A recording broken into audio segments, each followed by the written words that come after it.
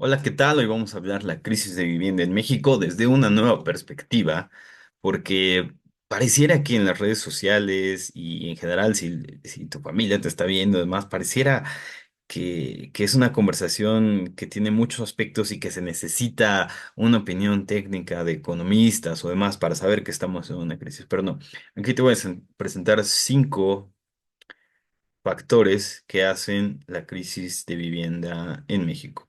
Comenta si tienes alguna otra o si recomiendas alguna otra información que se haya pasado. Pero bueno, vamos a empezar.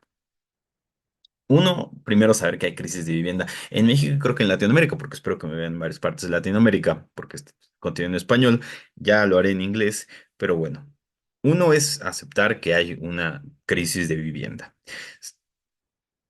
que también existe en Estados Unidos debido a un aumento de las tasas de interés, porque en Estados Unidos siempre o antes de 2020, pues las tasas de interés hipotecarias eran muy bajas, ¿no? Comparado con lo que tenemos en México, eran tasas del 3%, 2% o hasta 1%, ¿no? Mucho más abajo de la inflación en el sentido en el que era una buena inversión invertir en casas, ¿no? Pero en México, pues es algo muy diferente en el sentido que las tasas hipotecarias siempre han sido altas y se ha ocupado mucho el tema de comprar un terreno, construirlo. Entonces, poca gente o un porcentaje bajo de gente compra, digamos, ya casas construidas con hipotecas, ¿no? Y bueno, ese es uno de los factores. El siguiente son los boomers. Los boomers es muy interesante porque digamos que este grupo de personas, este grupo ya de ancianos, de senectos, vivieron una economía muy diferente.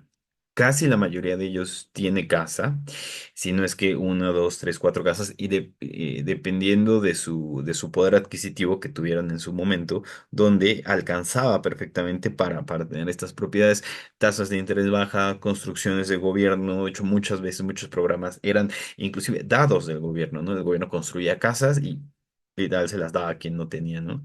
Entonces, esta gente mantiene sus propiedades porque pues, sigue viva, o algún ha fallecido, pero pocos.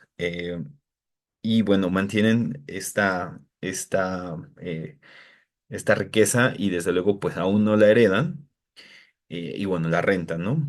Eh, Ahora bien, los boomers también tienen un factor interesante que es que niegan el, eh, es decir, niegan la nueva construcción de vivienda. O sea, su sociedad fue en ascenso, construyeron, pero después vino en decadencia en el sentido en el que no han dejado que se construya nueva vivienda. No sé cómo pasa en sus comunidades, en sus ciudades, en sus países. Cuenten, comenten cómo es que los boomers impiden el crecimiento. Aquí en Ciudad de México les puedo comentar algo. Los boomers impiden el crecimiento de vivienda a través de política pública que impide la construcción de vivienda social. Porque dicen, bueno, pues ya no hay lugar. Entonces, lo que pasa es que cuando se construye nueva vivienda, el precio de la vivienda pues aumenta, ¿no?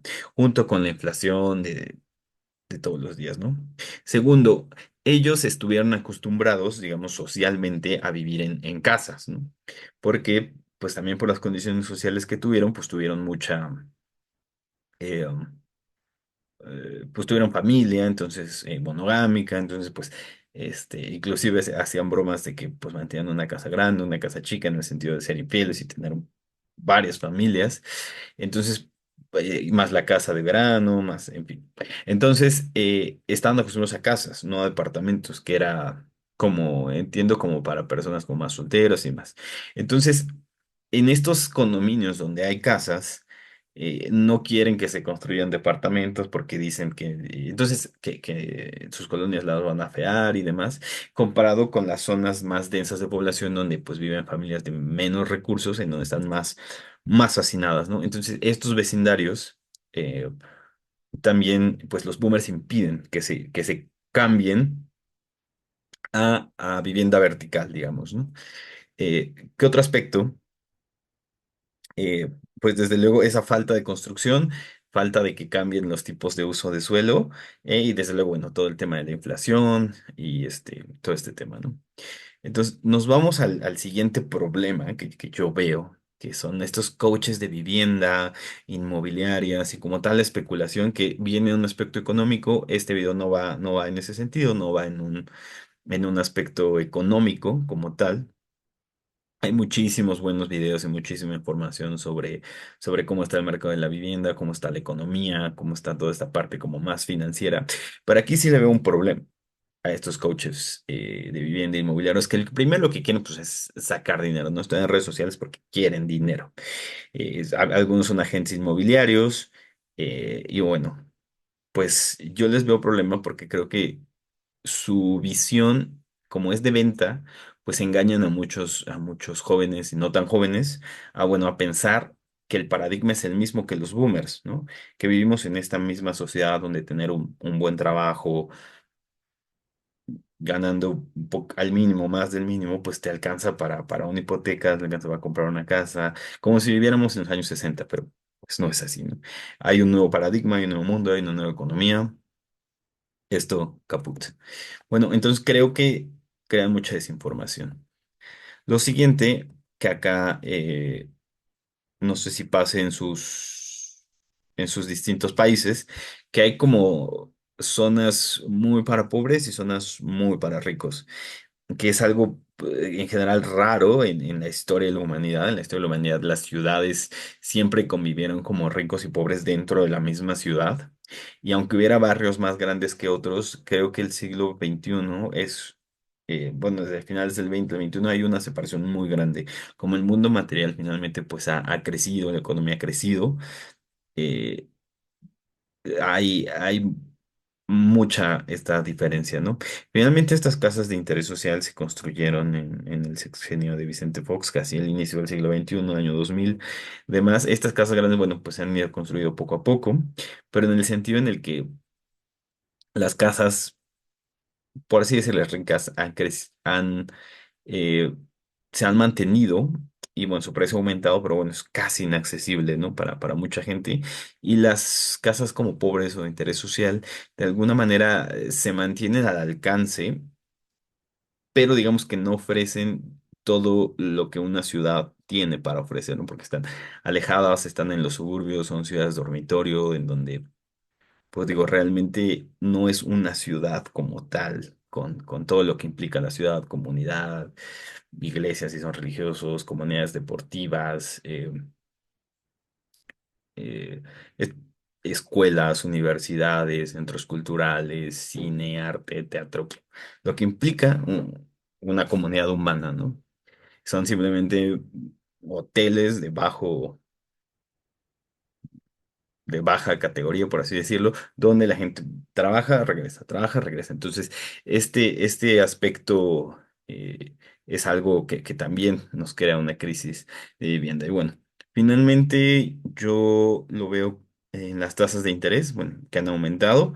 Insisto, no soy economista, pero bueno, aquí les dejo esta gráfica de un aumento tremendo en las tasas de interés y colapso social. Y ya colapso social lo pongo en el regreso con los boomers, en el sentido en el que antes, pues de alguna manera el hecho de que hubiera monogamia, de que hubiera como muchas restricciones sociales, permitía que la casa fuera también un proyecto de vida, ¿no? Que estuviera, digamos, acompañándote a una parte material de ti, ¿no? Como una parte externa de ti construida y que te ayudara para ti, para tus hijos, para tu vejez. En fin, hay distintos conceptos de las casas que tanto boomers como Gen X pues tienen, ¿no?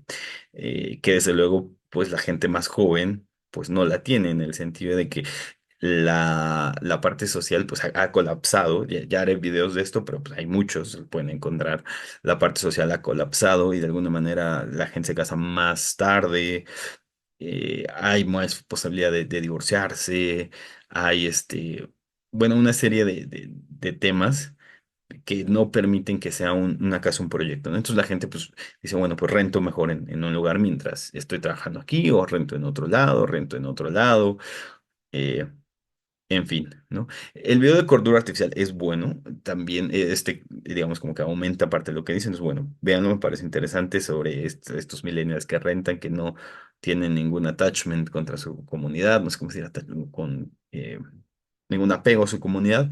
Entonces, bueno, me parece interesante ponerlo así. Comenta si tienes algún otro, algo que faltó, algún otro aspecto que se debería comentar, cuál es tu situación, cómo está la situación en tu colonia, en tu pueblo, en tu país. Eh, Veo que en Estados Unidos es grave, veo que en Europa no es tan grave, pero bueno, comenten, comenten por favor. Espero que, que estén muy bien y hasta la otra.